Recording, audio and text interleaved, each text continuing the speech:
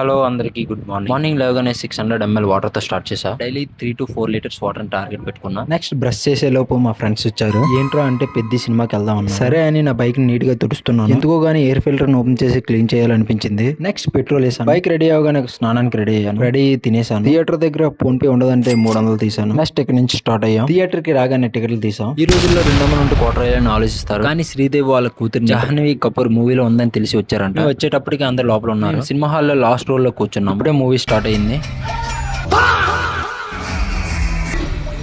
ఇలా ఇంటర్వ్యూల్ అయ్యి బయటకు వస్తున్నాము. వాష్రూమ్ కి వెళ్ళి స్నాక్స్ తీసుకోవడానికి వెళ్ళాం. తీసుకోగానే లోపలికి ఎంటర్ చాలా సేపటి వరకు మూవీ స్టార్ట్ అయినా సరే ఇది ఓపెన్ చేసి ఉంది. లాస్ట్ కి నేనే వెళ్ళి ఆ ఎగ్జిట్ డోర్ ని క్లోజ్ చేసా. ఫస్ట్ హాఫ్ మూవీ బాగుంది, సెకండ్ హాఫ్ ఇప్పుడే స్టార్ట్ అయింది. మూవీ స్టార్ట్ అయ్యేటప్పటికి ఫైనల్ టచ్ మాత్రం చాలా బాగా అనిపించింది. ఈ లోపు మా వాడు ఏడిస్తే ఓదార్చామని మా వాడు రామ్ చరణ్ స్పీచ్ కి ఫిదా అయిపోయాడు. ఓవరాల్ గా మూవీ ఇది ఎలా అనిపించింది అంటే మళ్ళీ ఇలాంటి మూవీ చూస్తామా ఏంటి అనిపించింది. మూవీ అయితే చాలా బాగా అనిపించింది. ఈ మూవీ మీకు ఎలా అనిపించిందో కామెంట్ చేయండి.